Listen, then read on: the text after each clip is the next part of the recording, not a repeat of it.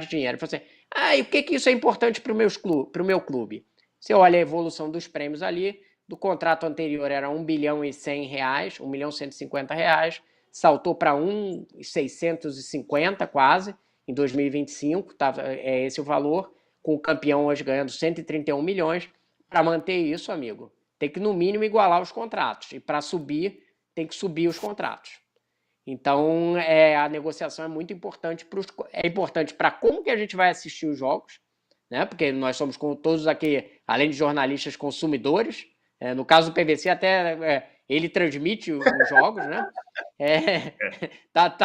Tá em outro patamar aí de influência, digamos assim. E do outro lado, dos clubes, de quanto que vai ter de receita no final da linha para eles, né? A Libertadores hoje é uma competição que gera esse tipo de patamar de 2 bilhões de reais só em direitos de TV, fora os patrocínios, que também são altos.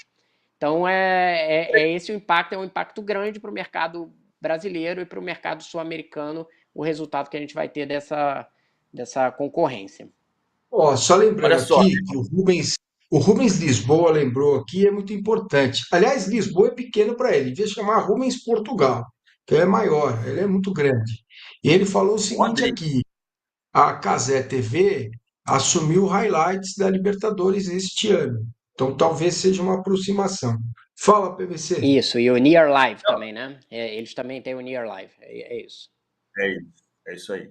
Eu ia fazer só a conta eu estava fazendo a conta, tentando fazer a conta da Champions, mas o que chamou a atenção para mim foi o Rodrigo falar do número que se aproxima de 2 bi. São competições diferentes, né? Nós estamos falando de 14 datas, 13 datas. 13 datas, contando. Uma data é uma terça, quarta e quinta, né? Uma primeira rodada na fase de grupos. Na verdade, são mais datas porque você tem mais 6 datas de fases anteriores aos grupos. Mas mesmo assim, você vai chegar a 13 mais 6, 19 datas, né? É metade do Campeonato Brasileiro. Mas olha como é relevante a gente pensar no que está acontecendo, para voltar para a questão da formação da Liga e do que pode se melhorar no Campeonato Brasileiro. O Campeonato Brasileiro bateu 2 bilhões e 700, né? Você pode dizer que a Libertadores é meio brasileira, então ela vale o dobro. Mas a quantidade de dinheiro é só como um exemplo do que pode acontecer com o Campeonato Brasileiro. São os 2 maiores campeonatos da América. O Campeonato Brasileiro e a Libertadores. Não necessariamente nessa ordem. São os que mais remuneram, os que mais recebem, os que mais premiam. A Copa do Brasil tem mais prêmio, mas o brasileiro vale mais pelo tamanho dele.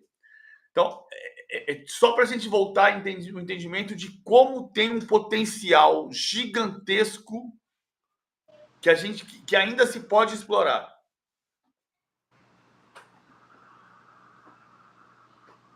Pois é, meu caro PVC. E a pergunta que eu faço é o seguinte: qual é o limite disso tudo, né? Porque a gente percebe, vai aumentando, aumentando, aumentando, aumentando. Qual é a lógica que gira esse globo financeiro, Rodrigo? Então, essa é uma questão que eu acho que é um desafio para a Conmebol. Hoje, na Europa, os direitos de TV estão estagnados. Não tem subido mais. Teve uma subida durante vários anos. Chegou na pandemia, teve um crash, que foi crash em todos os mercados, né? Mas a partir daí, quando voltou, não voltou com aquele crescimento alucinado que tinha anteriormente, de você aumentar 30%, 40% cada um dos contratos posteriores. Então, hoje, os clubes europeus, e isso mostra bem os relatórios internacionais sobre as finanças deles, eles têm crescido mais a receita deles nos direitos comerciais do que em direito de TV.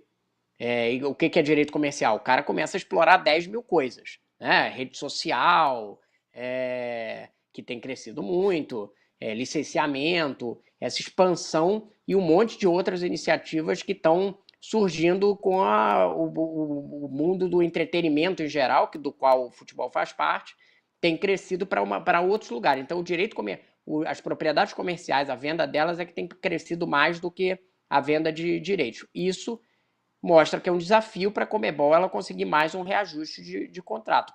Porque o mundo do futebol é globalizado.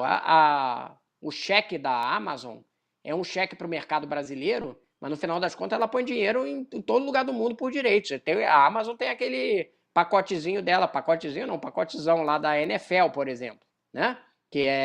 Então, todo mundo hoje está disputando mais ou menos embora ela vai avaliar o tamanho do mercado aqui, se o mercado sul-americano e brasileiro, que a gente representa 45% do mercado sul-americano, nós temos um peso muito considerável, né? Por isso que você lembra quando teve aquela briga lá dos times brasileiros vão sair da Libertadores, ficava complicado para Conmebol aquilo ali. Você lembra a matéria que a gente mostrou aqui de qual é a participação do nosso mercado dentro da América do Sul. Então eu acho que tem isso, é um desafio por conta do estágio do mercado de TV global. Talvez a Conmebol também tenha que procurar outras alternativas desse crescimento de direito comercial, patrocínio, que isso eles já conseguiram aumento no anterior, e dentro do patrocínio outras iniciativas ali de inovadoras para crescimento de propriedades comerciais da Libertadores. Isso é uma coisa que está acontecendo. O Rodrigo chamou atenção para o mercado brasileiro, 45%. É uma coisa que está acontecendo, é muito impactante. O crescimento da Libertadores nos últimos 20 anos, nos últimos 10 anos mais ainda, e o domínio brasileiro nas últimas 6 edições, isso cria um mecanismo do mercado brasileiro avançar em um pouco mais, porque o interesse de Colômbia, de Peru, durante muito tempo, né, a programação da ESPN da Argentina é que invadia Chile, pela questão do idioma. Mas, por exemplo, nessa semana, uma jornalista colombiana esteve aqui para fazer uma série dos clássicos brasileiros para a Colômbia e para o México. Porque o olhar da América Latina se voltou muito para o futebol brasileiro. É claro que não se olha para o futebol brasileiro como se olha para o Real Madrid, para o Barcelona, para o Manchester City. Não estamos falando disso. Mas tem um olhar para Flamengo, para Corinthians, para Palmeiras, para São Paulo, para Grêmio, para Cruzeiro, Atlético, que 10 anos atrás não havia. O Flamengo e o Palmeiras estão ocupando o espaço que era do Boca e do River. É isso, né? PVC. Eles ganham, chega no final, é eles que ganham a Libertadores, né? Enfim. Até eu tô falando que eles não ganham desde 2022, mas eu citei aqui só Palmeiras e Flamengo, mas eu poderia estar falando do Botafogo, do Fluminense, que também foram os últimos campeões. Exato. Muito bem, meus caros.